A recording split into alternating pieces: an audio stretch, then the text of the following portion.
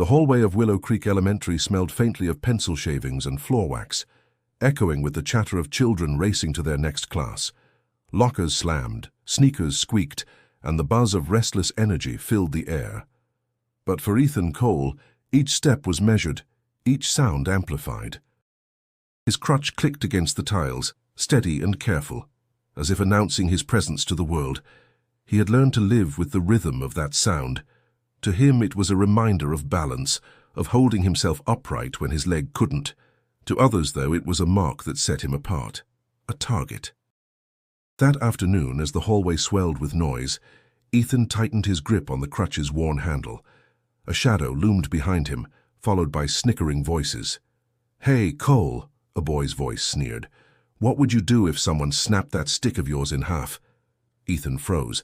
He kept his eyes on the ground, willing himself to move forward, but the boys flanked him, one on each side.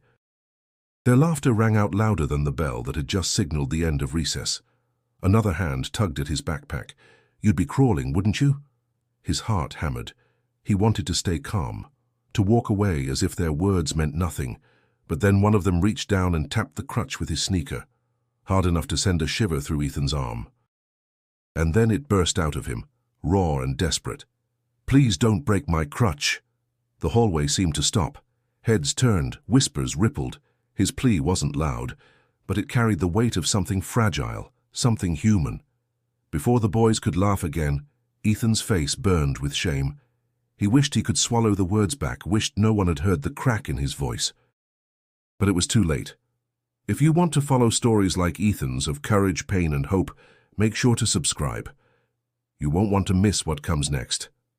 Ethan pushed forward, clutching his crutch like a lifeline, trying not to let the tears rise. The bullies didn't push further that day, but the echo of his cry stuck with him as much as it did with the onlookers. A couple of kids muttered under their breath, some mocking, others sympathetic, but Ethan kept moving until he reached the safety of the classroom door. Inside, Mrs. Taylor, his homeroom teacher, glanced up. Her eyes flicked to his face, then to the crutch, but she said nothing. She never said much when these things happened. Ethan slid into his seat, the legs of his desk screeching against the floor. He stared at the chalkboard, pretending to copy down the multiplication problems, though the numbers blurred before him. "Are you okay?" whispered the girl next to him, Anna. Her voice was soft, genuine, but he didn't answer. He wasn't sure if he could trust the kindness or if it was pity dressed in gentleness. The lesson droned on, but Ethan's mind replayed the moment over and over. The words he had shouted haunted him. He hated that he had begged.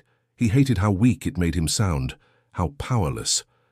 By the time the final bell rang, he walked out slower than usual, hoping to avoid the crowd. The sun blazed hot over the Texas sky, stretching shadows long across the sidewalk. He could hear the laughter of other children running to buses or parents' cars. He paused at the gate, staring at the rows of cars. His father wasn't there, of course. Richard Cole never picked him up. A driver would come eventually, sleek black car humming quietly at the curb, windows tinted so no one could see inside. Ethan adjusted the strap of his backpack and leaned heavier on his crutch. For all its weakness, it was the only thing that never let him down. Still, the words echoed in his chest like a secret curse. "Please don't break my crutch." He hated that anyone had heard them, and deep inside, beneath the shame and the loneliness, a small ember of anger began to glow. The next morning began the same way it always did for Ethan, early, quiet, and heavy, with the kind of silence that presses against your chest. The alarm on his nightstand buzzed, and he reached to shut it off before it could wake his sister. He sat on the edge of his bed, running his hand along the familiar groove on his crutch where his palm had worn it smooth. It felt like both a shield and a reminder of everything he wished he wasn't. By the time he made it to school, the hallways were already alive. The sound of lockers slamming and voices bouncing off the walls filled the air. Ethan kept his head low, but the whispers still followed him like smoke. "Watch out, don't trip over him. Careful, he might poke you with his stick." The comments weren't always loud, but they didn't need to be. Ethan heard every word. He let them slide off his face, keeping his expression blank, but inside each one left a scratch he couldn't cover. During math class, the teacher called on him to solve a problem at the board. He stood slowly, leaning on his crutch, every eye on him. The shuffle across the room felt longer than any race. The chalk squeaked as he wrote the answer, and he could feel the smirks behind him. A boy muttered, just loud enough for others to hear, "Bet he can't even run to the board without that stick." Laughter rippled. Ethan's hand tightened around the chalk. He wanted to throw it, to snap back with something sharp, but the words stayed trapped in his throat. Instead, he finished the problem, handed the chalk back to Mrs. Taylor, and returned to his seat without a word. When the bell rang for lunch, Ethan carried his tray carefully, weaving through the crowd. The cafeteria was loud and restless, the smell of fries and pizza heavy in the air. He found a spot in the corner, away from the center tables where the noise was worst. Emily usually sat with him, but today she had choir rehearsal. Alone, he kept his eyes fixed on the food, eating slowly, hoping no one would notice him. But they did. They always did. "Hey, Cole," another boy called from a nearby table. "Why don't you come race with us after school?" "Oh, wait, you can't." The laughter stung sharper than the words. Ethan stabbed his fork into the mashed potatoes, holding his breath. If he answered, they'd push harder. If he stayed quiet, they'd still win. So he said nothing, just kept chewing, though the food had turned tasteless in his mouth. Later that afternoon, while walking home from the bus stop, Ethan's mind replayed everything. Each laugh, each cruel glance pressed against him like weights. The houses around him looked the same, white fences, trimmed lawns, sprinklers ticking in the distance, but for him the walk was longer. Every step was a negotiation between balance and willpower. When he finally reached the driveway, the black sedan was already parked outside. The driver leaned against the hood, scrolling through his phone. He glanced up only long enough to nod before slipping back inside the car. Ethan climbed in without a word, the leather seats cool against his palms. As the car pulled away, Ethan stared out the window. The neighborhood blurred, but inside his chest the sting remained. He imagined what it would be like if his father were waiting instead of the driver. Would the boys at school still laugh then? Or would they be too afraid of Richard Cole's shadow to even speak? The thought brought no comfort, because the truth was, Richard wasn't there. He never was. And no matter how much money or power his father had, none of it shielded Ethan from the bruises words could leave. He closed his eyes, the rhythm of the car's engine steady against his thoughts.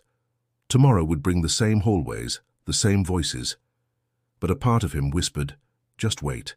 Something was bound to break. Richard Cole's name carried weight in Houston.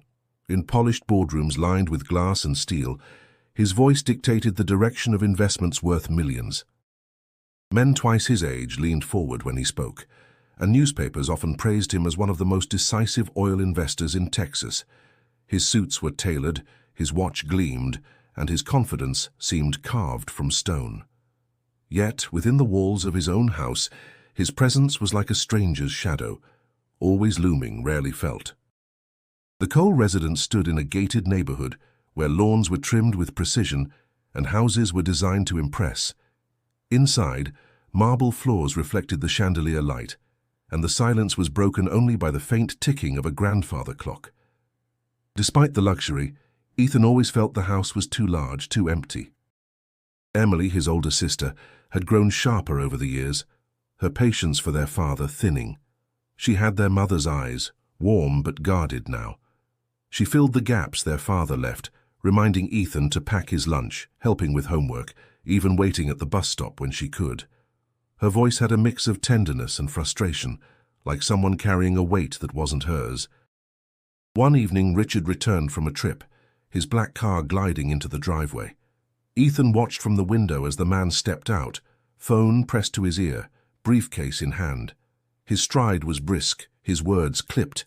He didn't glance toward the house until the front door opened. "Dad," Emily greeted him flatly, arms crossed. Richard lowered the phone for a moment. "Emily, where's Ethan?" "In his room, like always," she replied, her tone sharper than the cut of his suit. When Richard entered Ethan's room, he found his son sitting at the desk, sketching with a pencil. Ethan's crutch leaned against the chair, its rubber tip leaving a faint mark on the carpet. Richard stood there adjusting his tie, as though unsure how to step into the space. "What are you working on?" Richard asked. Ethan hesitated, then turned the page to reveal a drawing of a runner mid-stride, strong legs pushing forward, face determined. Richard's expression shifted briefly, something like discomfort passing through his eyes before he cleared his throat. "Good. Ambition is important. But don't waste too much time on things that don't build you." Ethan lowered his gaze. The words weren't cruel, but they carried the chill of dismissal. He had hoped for encouragement, maybe a smile. Instead, he felt the familiar sting of distance. Emily appeared in the doorway, arms folded. "He doesn't need a lecture, Dad. He needs you to show up." Richard turned sharply. "I provide. This house, your education, everything you need, it doesn't come from thin air." "That's not the same as being here," she shot back. Her voice trembled, not with fear, but with long-buried anger. For a moment, silence filled the room, heavy and suffocating. Richard looked between his children, his jaw tight. Then, without another word, he turned and walked down the hall, his phone already ringing again. Ethan's chest ached, though he didn't understand whether it was anger or disappointment. He glanced at Emily, who shook her head softly. "Don't listen to him," she whispered. "You're stronger than he'll ever admit." That night, Ethan lay in bed, staring at the ceiling fan turning slowly above him. His father's words lingered, cutting deeper than the taunts at school. Out there he was mocked for being different. At home, he was invisible. Still, a part of him wondered, what would it take for Richard Cole, the man everyone respected, to truly see his own son? The week rolled on, each day heavier than the last, until Friday afternoon brought with it a cloudless Texas sky and a heat that shimmered above the blacktop of Willow Creek's playground. The recess bell rang, releasing a surge of children into the open space. Their laughter carried on the warm wind, mingling with the rhythmic thump of basketballs and the squeals of jump ropes slapping against the pavement. Ethan moved carefully along the edge of the blacktop, Crutch steady beneath his arm. He had learned to pace himself, never rushing, never showing strain. Today, though, the air felt thick and the stairs heavier than usual. "Hey, Cole," one of the boys called, the same voice that had taunted him in the hallway days earlier. He was taller, stronger, and carried himself with the swagger of someone used to being followed. Two other boys flanked him, grinning like shadows that echoed his cruelty. Ethan's stomach tightened. He kept walking, eyes focused ahead. "Where you going?" the boy pressed. "Too busy hobbling around to play like the rest of us?" The laughter cut across the playground noise, sharp and humiliating. A few kids nearby turned their heads, pretending not to watch too closely, but unwilling to miss what might happen. Ethan gripped the handle of his crutch tighter, jaw clenched. He wanted to snap back to tell them to leave him alone, but the words jammed in his throat. The tallest boy stepped in front of him, blocking the path. "Let's see how tough you are without this thing," he said, nudging the crutch with his sneaker. "Don't," Ethan whispered, his voice low but trembling. The boy smirked. "Don't what? This?" With a swift kick, he knocked the crutch sideways. Ethan lost balance, his arms flailing as his body pitched forward.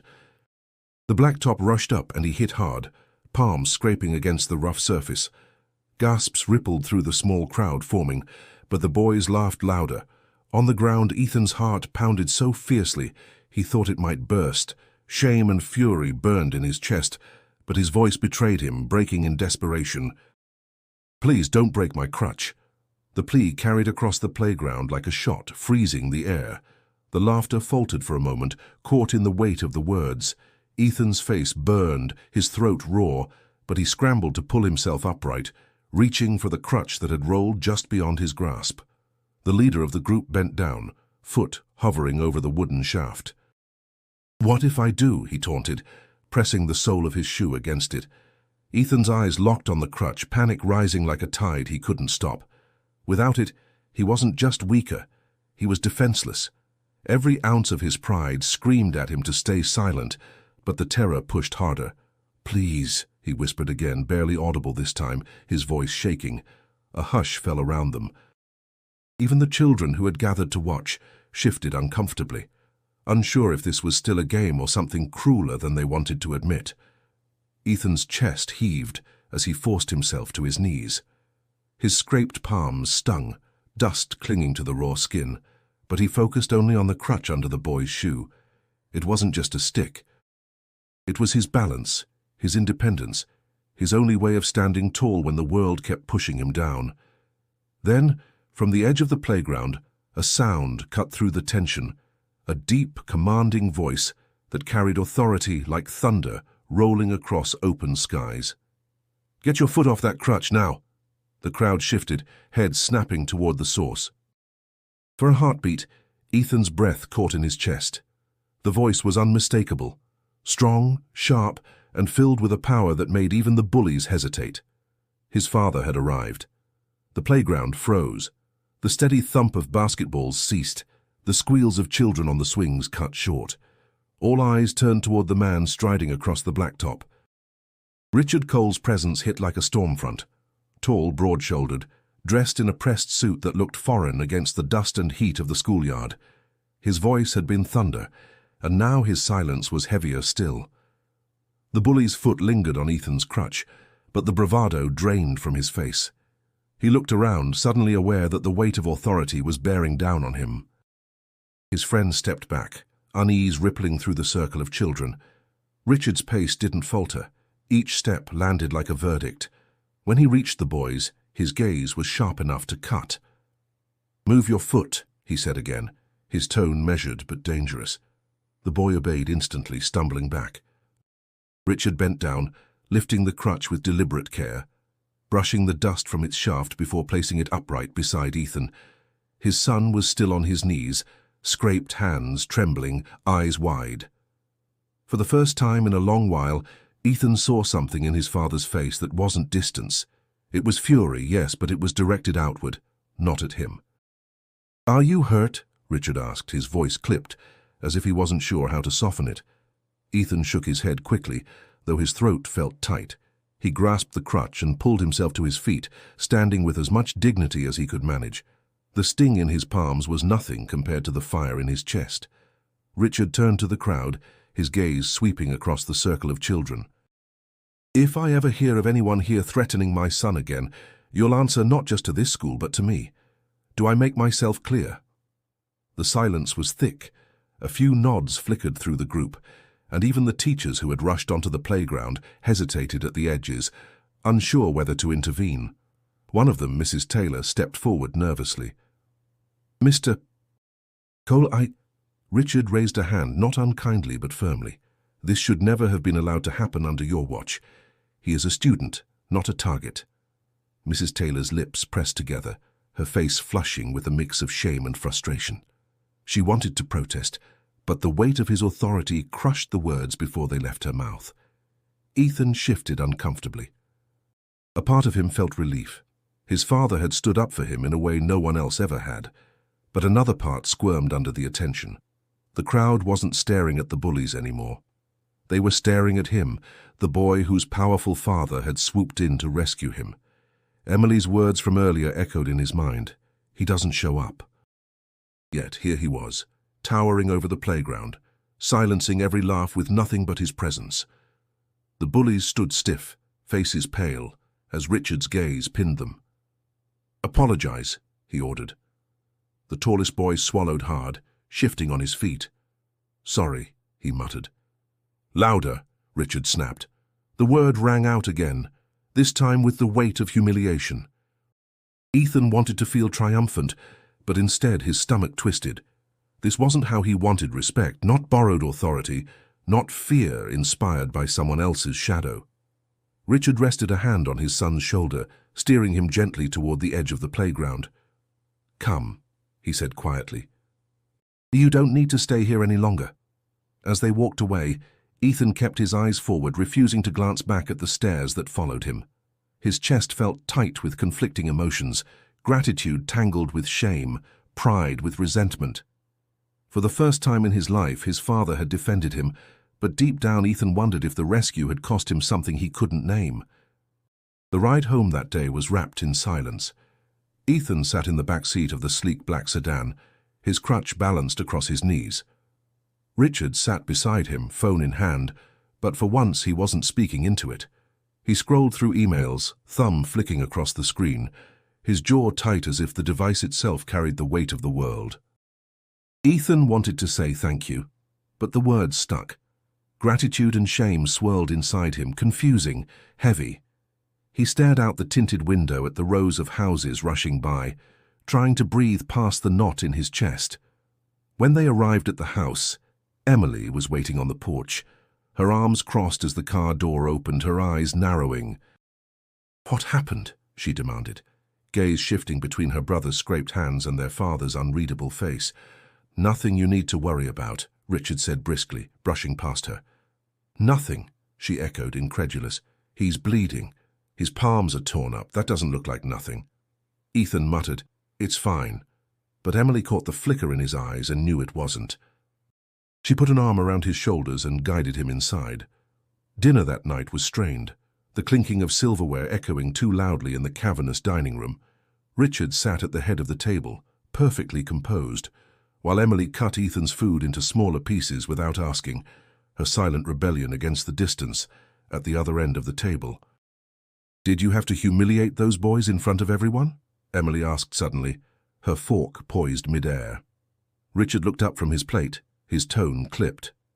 "They humiliated your brother first. They needed to understand there are consequences." "There's a difference between consequences and intimidation," she shot back. Ethan glanced between them, shrinking into his chair. He wanted to disappear, to stop being the reason for their fights. Richard leaned forward, his eyes sharp. "Emily, this world doesn't hand out kindness. Respect is earned through strength. Those boys won't touch him again. Not after today." "Strength?" Emily's voice cracked with anger. "Do you even know what strength looks like? It's not shouting at kids. It's being here, it's listening. Something you never do." For a moment Richard's composure wavered, a flicker of something unguarded flashing across his face.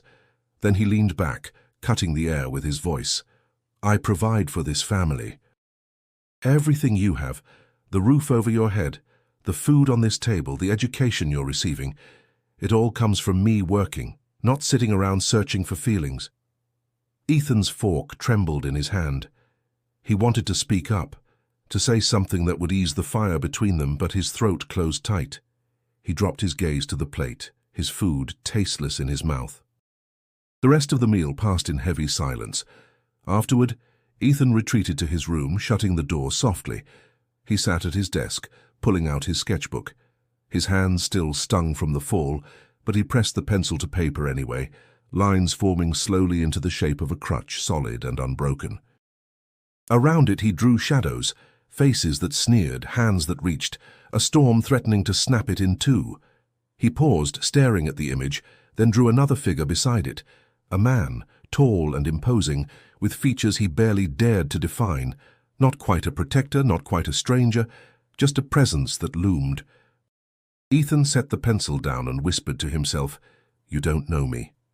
Downstairs, Richard sat in his study, glass of whiskey in hand, staring at his reflection in the darkened window. For all his victories in business, the silence of his home was a battlefield he had never conquered. Monday morning came with the heavy scent of dew on the grass and the low rumble of the school bus engine waiting at the curb. Ethan adjusted the strap of his backpack and set his crutch firmly beneath his arm. Emily hovered near him, checking his face like she always did, as though she could read every bruise he didn't let show. "You sure you're okay?" she asked softly. "I'm fine," Ethan replied, though his voice was tighter than he meant it to be. On the bus he sat near the window, watching the trees whip by. The other kids talked loudly, but Ethan kept to himself, the decision already forming inside him. He was tired of waiting for someone else to step in, tired of depending on his crutch not just for balance, but as the only thing standing between him and collapse. He wasn't weak, not in the way they thought. He would prove it. At school, while others joked and shoved each other toward the cafeteria, Ethan slipped away to the gym. Coach Williams, tall and broad with a kind of steady calm, noticed him lingering by the doorway. "You lost, Cole?" the coach asked, arms crossed, whistle dangling from his neck. Ethan shook his head. "No, sir. I want to try out for adaptive sports. Track, maybe." The coach studied him for a moment. "Takes guts to step up and say that." His voice wasn't pitying, just matter of fact. "We meet after school. You show up, you give it your all. That's the deal." Ethan nodded, gripping the handle of his crutch with quiet determination. When he got home that evening, Emily noticed the spark in his eyes. "What happened?" she asked. "Coach Williams said I can train with them after school," Ethan said, his words tumbling out with rare excitement. Emily smiled, but before she could answer, Richard's voice cut in from the study. "After school, doing what?" Ethan froze. His father stepped into the hallway, sleeves rolled up, tie loosened. His presence filled the space, as it always did. "Adaptive track," Ethan said carefully. Richard's brow furrowed. "Sports? That's a distraction. You should be focusing on your studies, not wasting energy on games you'll never win." Ethan's chest tightened, but he stood his ground. "It's not a waste. I want to try." Richard's tone sharpened. "You think life is about trying. Life is about winning, about being the best. Do you want to spend your time chasing fantasies, or do you want to build something real?" Emily stepped in, her voice cutting through the tension. "Maybe building something real starts with believing in yourself, something you never taught him." Richard's jaw tightened, but he didn't reply. He turned back toward his study, muttering, "Do what you want, but don't expect me to clap when you fall." Ethan's hands shook as he leaned against his crutch. The sting of his father's words cut deep, but beneath it, a stronger resolve burned. He wouldn't let Richard's doubt cage him, not anymore. That night, Ethan polished his crutch carefully, running the cloth over its worn handle. To anyone else, it might have looked like an ordinary object, but to him it was both burden and weapon, weakness and strength. He held it up to the light, whispering, "You're not what makes me strong. I am." For the first time in a long while, he believed it. Tomorrow he would step onto the track. The first practice left Ethan's muscles burning. His arms ached from pushing his body forward, and sweat stung his eyes as he leaned against the fence, chest heaving. But for the first time in a long while, exhaustion felt like victory. He wasn't just surviving. He was moving, choosing, proving something to himself. Coach Williams clapped him on the back. "You've got heart, Cole. That's worth more than speed. Don't forget it." Those words carried Ethan through the bus ride home, through the ache in his legs, through the whispers of classmates who still saw him as weak. For once, he didn't care. At dinner, however, Richard's voice brought the weight crashing back down. "You were late," his father said without looking up from his tablet. "Again." "I stayed for practice," Ethan replied, his fork pausing over his plate. Richard finally looked up, his eyes sharp. "Practice? Wasting your time sweating on a track doesn't build a future. You think investors care if you can run a few laps?" Ethan's shoulders tightened. "It's not about investors, it's about me." Richard set the tablet down with a sharp click. "There is no you without discipline. Strength isn't found on some field, it's in building an empire that others can't touch." Emily slammed her fork against her plate, the sound ringing in the heavy silence. "You don't get it, do you? Not everything has to be about you or your empire." Richard's face hardened, but he didn't answer. He picked his tablet back up, walling himself behind its glowing screen. Later that night, Ethan slipped into the library at school. The room was quiet, filled with the faint smell of old paper and polish. He sat at a table tucked between tall shelves, sketchbook open. His pencil scratched across the page, lines forming a figure sprinting across a track, strong, balanced, unafraid. He added detail to the face but stopped short when it began to resemble his father. He pressed the pencil harder, shading until the face disappeared in shadow. "Ethan?" He looked up to see Anna standing a few feet away, holding a stack of books. Her expression was gentle, not pitying, just curious.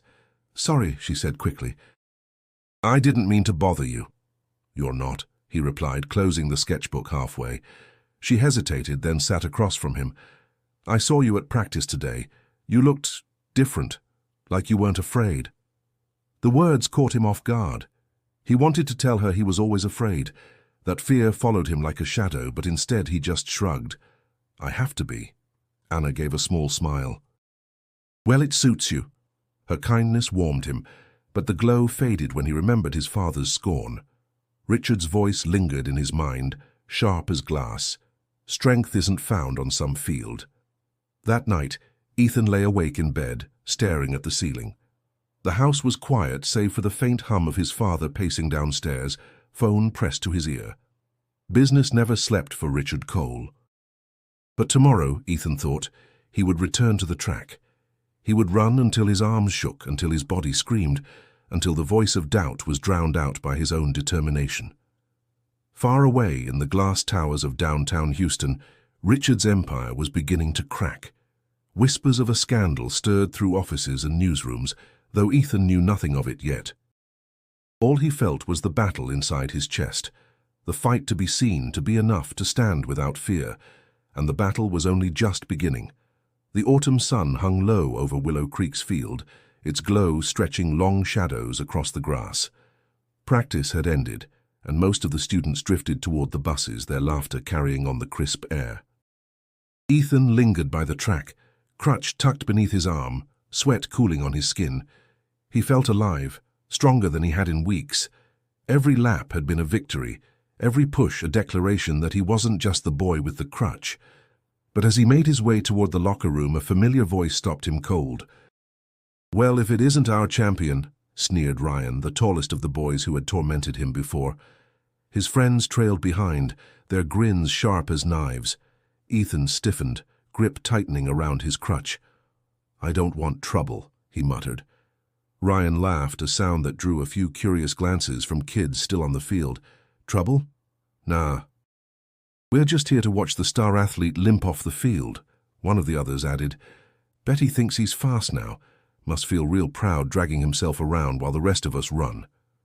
The words stung, but Ethan swallowed them down. He turned away, determined to keep walking. Yet Ryan stepped in front of him, blocking the path. "Come on, Cole," Ryan pressed. "Show us how fast you really are. Or are you scared you'll eat dirt again?" The laughter rang in Ethan's ears, louder than the chatter of the other kids. His heart pounded, not with fear this time, but with something sharper. He was tired of being their punchline, tired of the silence he kept swallowing. He lifted his chin, meeting Ryan's eyes. "Move." The word was quiet, but firm, cutting through the noise. For a moment, Ryan faltered, thrown off by the steadiness in Ethan's voice. "What did you say?" "I said move," Ethan repeated louder this time. His grip on the crutch was steady, not desperate. His voice didn't crack. The field seemed to hold its breath. A few kids nearby paused, watching, sensing something different.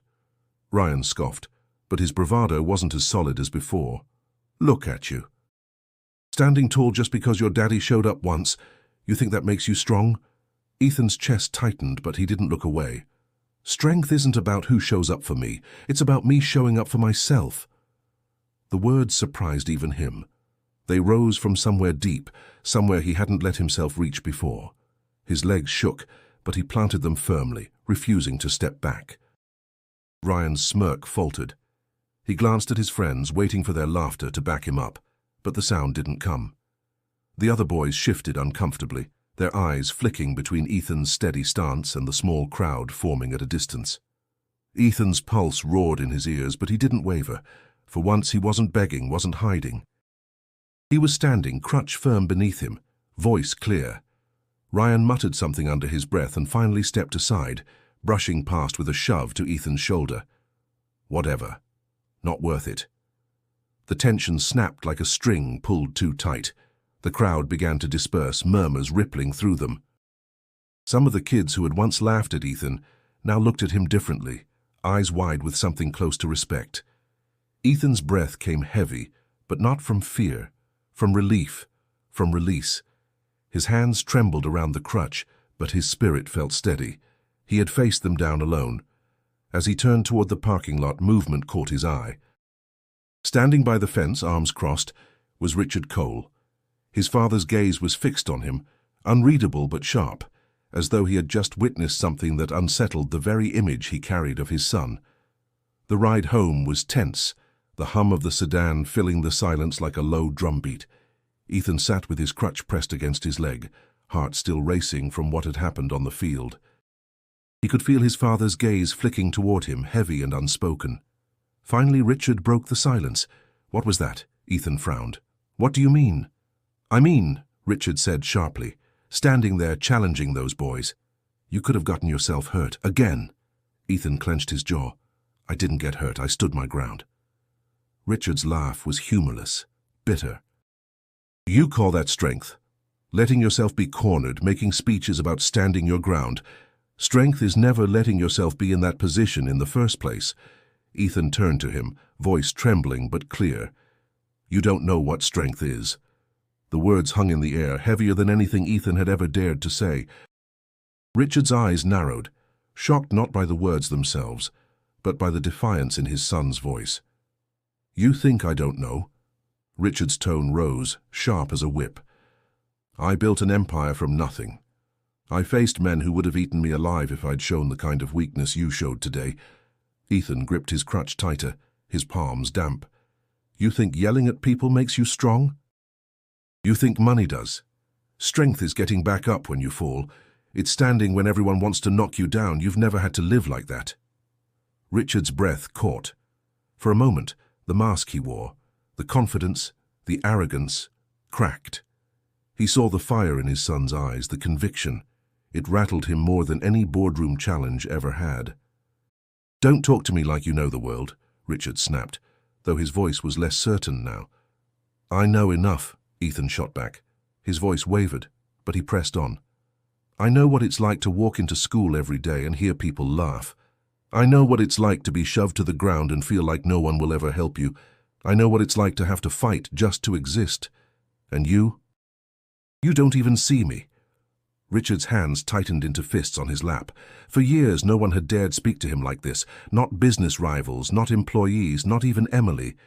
Yet here was his son, voice shaking, body trembling, but standing in a way Richard couldn't ignore. "You think I don't see you?" Richard asked, quieter now. Ethan's throat burned. "You see a version of me you want. Not who I am, and I'm tired of trying to fit into that." The car slowed as it pulled into the driveway, but the air between them felt like it might shatter. Richard didn't move right away. His hands rested on his knees, his eyes fixed on the windshield as though answers were etched into the glass. For the first time, silence wasn't just a wall between them. It was a battlefield filled with truths too sharp to ignore. Finally, Richard spoke, his voice low. "You think you're teaching me something, don't you?" Ethan didn't answer. He just opened the door, stepping out with his crutch, shoulders squared. His legs wobbled slightly, but he held himself tall. Richard watched him walk toward the house, each step an unspoken challenge. For years he had believed strength was power, domination, control. But watching his son's fragile, determined steps, Richard felt a crack in that belief, small but undeniable. And it unsettled him more than he could admit. The next morning, the Cole household stirred under a different kind of tension. The usual silence of breakfast was broken not by conversation, but by the buzzing of Richard's phone. Headlines flashed across the screen, the bold letters loud even without sound. Cole Industries under investigation for unethical practices. Emily caught a glimpse as Richard scrolled furiously, his jaw tightening with each word he read. "What is it now?" she asked, though her tone suggested she already knew. "Speculation," Richard snapped, setting the phone face down. "Gossip spread by people who want to see me fail."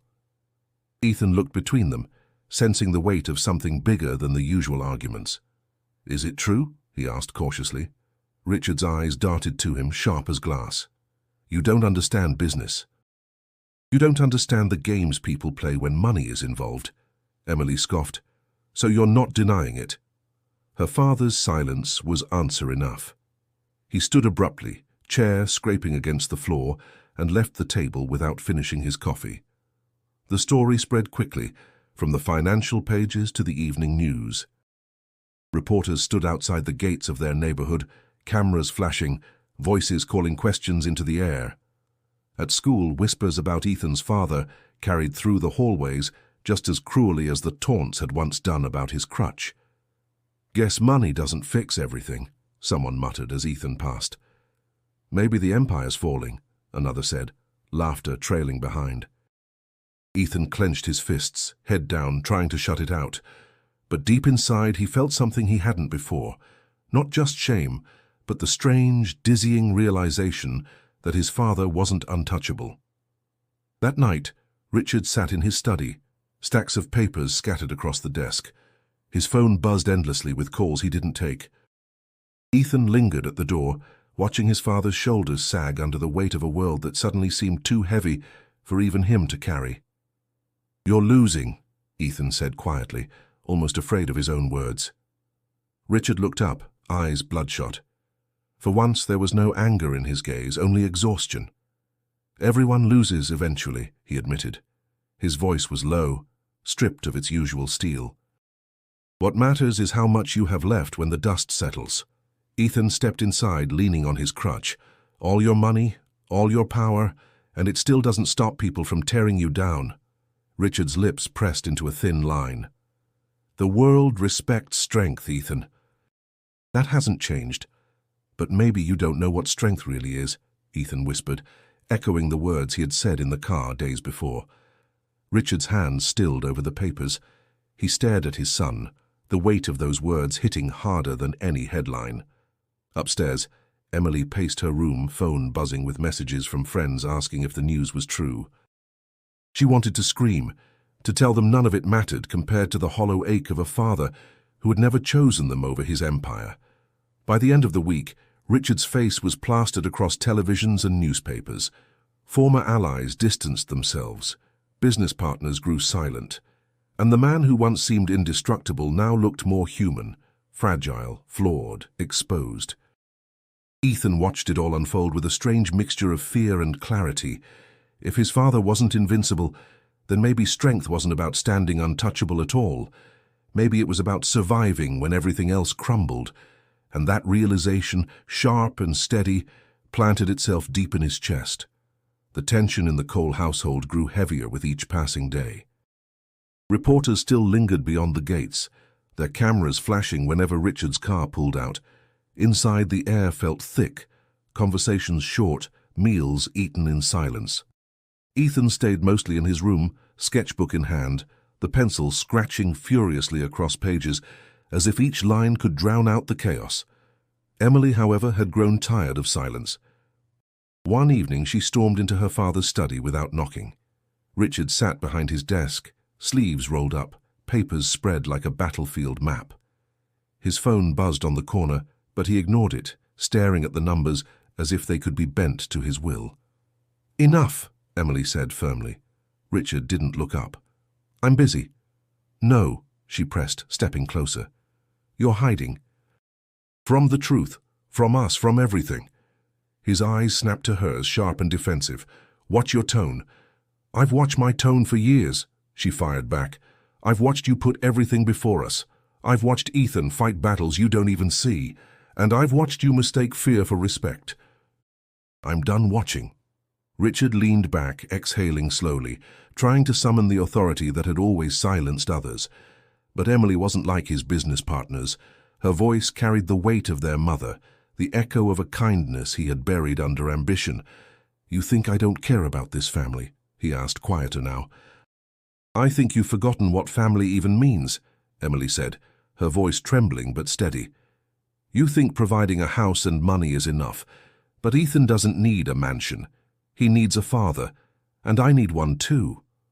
The words cut deeper than any headline.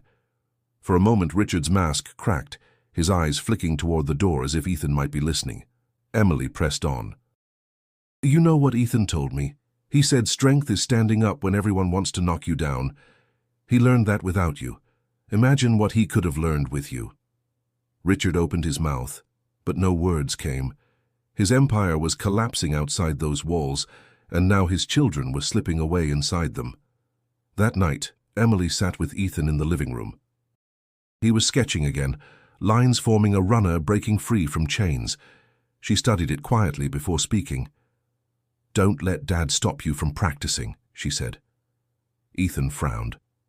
"He thinks it's a waste of time." "Then prove him wrong," Emily urged. "Not for him, for you." "He's too blind to see what matters. but that doesn't mean you stop chasing it." Ethan's shoulders eased slightly, her words a balm against the sting of their father's judgment. "You really think I can do it?" "I don't just think it," Emily said, pulling him into a side hug. "I know it. And one day he'll have to see it too." Meanwhile, Richard sat alone in the study, staring at a framed photograph of his late wife. She stood in a sunlit garden, her smile radiant, her hand resting on a younger Ethan's shoulder. A business partner's voice from earlier that day echoed in his mind. "Your wife built trust. You built walls." The whiskey in his glass tasted bitter as the weight of those words sank in. For the first time in years, Richard wondered if he had been strong at all, or if he had simply been feared.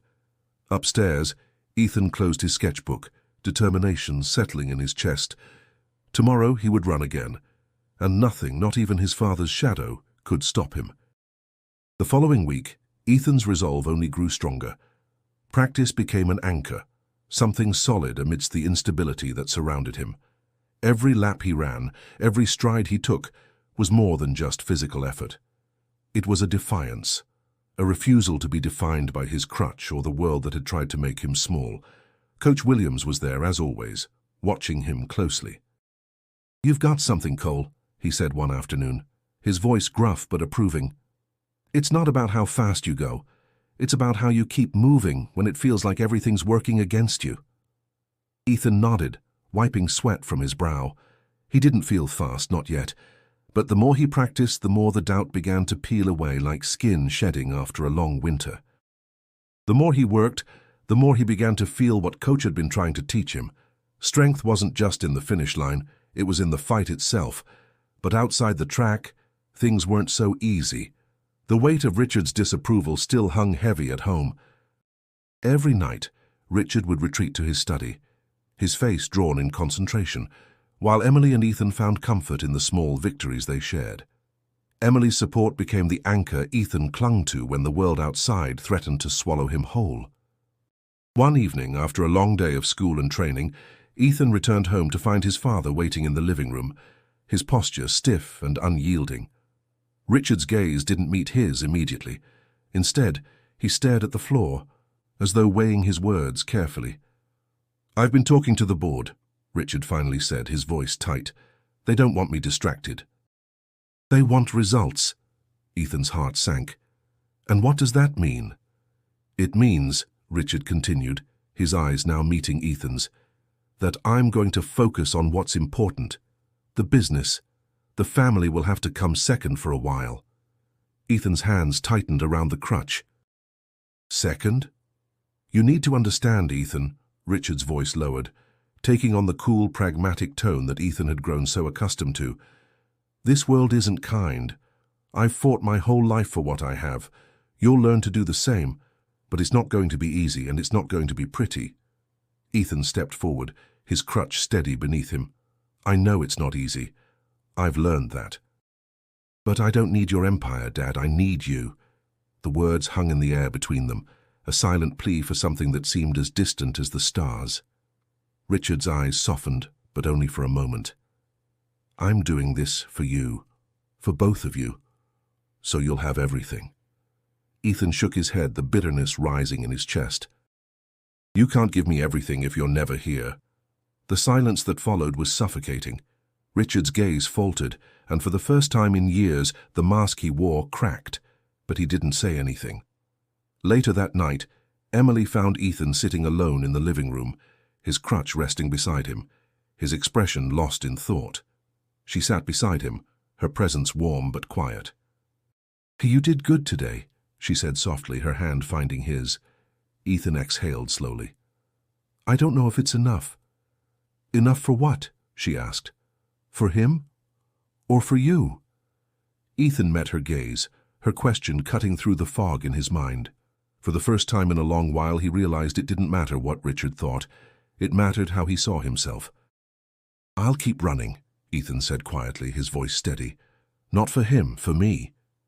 Emily smiled, the pride in her eyes lighting up the room. "Then that's all that matters."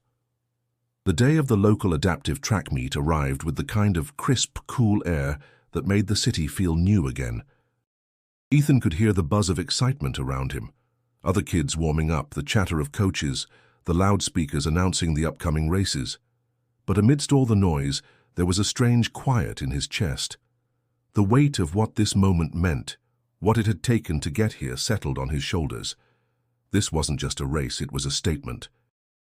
So step forward after years of standing still, of letting others dictate his worth. Ethan adjusted the straps on his crutch, feeling the familiar weight of it beneath his arm. It wasn't a crutch today, it was a tool, a partner in this fight for himself. His heart raced with nerves, but there was something else, something deeper. He felt ready. As he made his way to the starting line, he caught sight of his father across the track. Richard stood with his arms crossed, his usual confident posture now weighed down by a tension that Ethan hadn't seen before. His father's eyes met his, and for the briefest moment there was a flicker of something unspoken, something that didn't need to be said. Ethan tried not to let it distract him, focusing on the line ahead. He could hear the announcer's voice in the background, but it was muffled, as if the world had narrowed to just him, the track, and the feeling of his legs ready to push forward.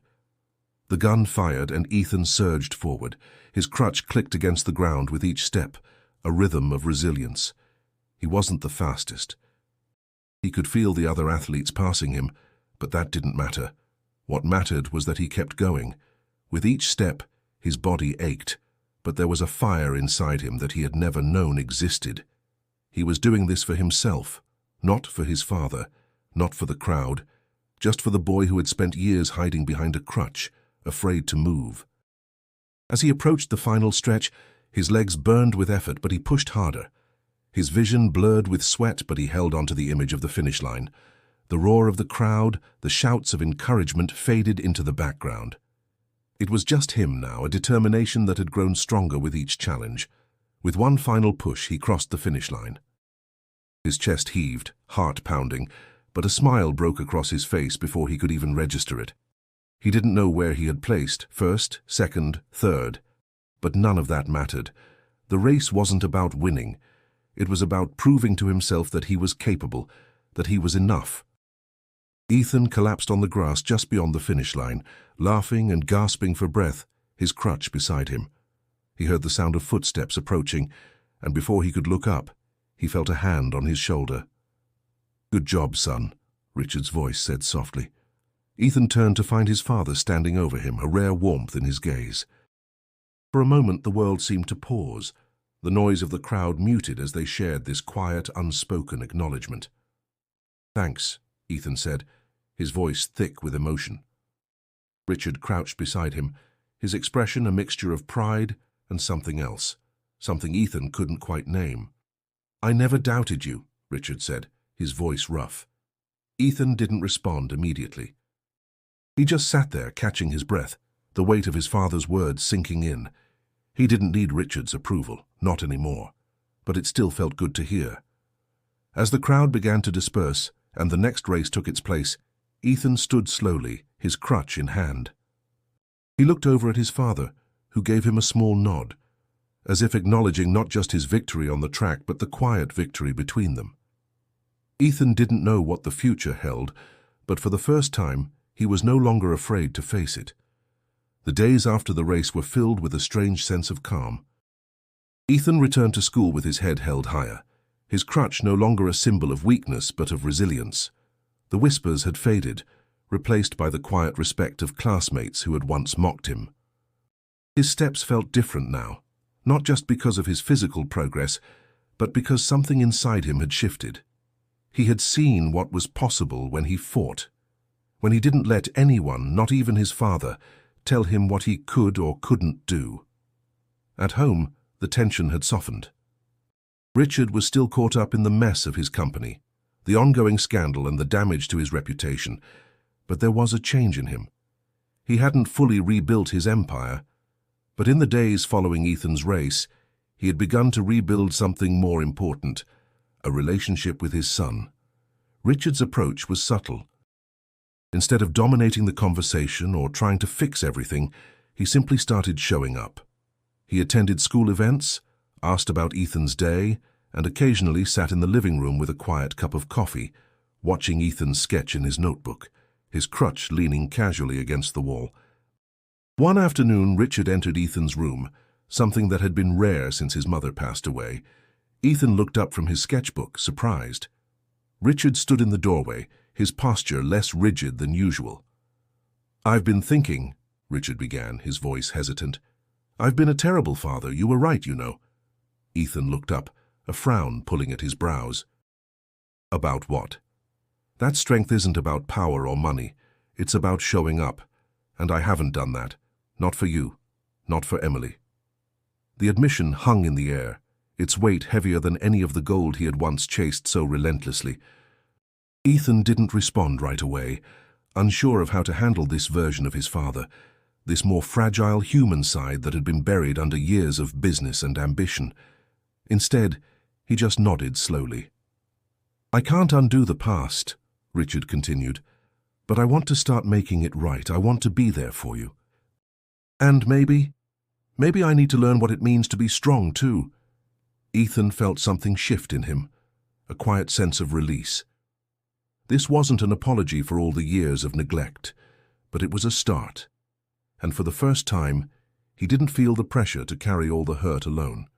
The following weeks were filled with small changes. Richard showed up at track practices, standing on the sidelines, a quiet figure among the other parents and coaches. He never tried to coach or make a scene. He just watched, as if learning what Ethan had been fighting for all along. At home, they began to talk more about everything and nothing. Richard still spent long hours at the office, but he had started making time. He didn't expect forgiveness, and Ethan didn't offer it all at once, but there was an understanding growing between them, like the quiet roots of a tree taking hold beneath the surface. One evening, as they sat together in the living room, Richard cleared his throat. "I'm proud of you, son. You've taught me more than you'll ever know." Ethan smiled softly, his crutch resting beside him. "I guess we're both learning." For the first time in years, the weight of expectation, of power and control lifted from the room. There were no more walls between them, just a father and a son finding their way, step by step. And in that moment, Ethan knew that his journey had only just begun. Not because of the races or the medals or even the applause, but because he had finally learned what it meant to be truly free.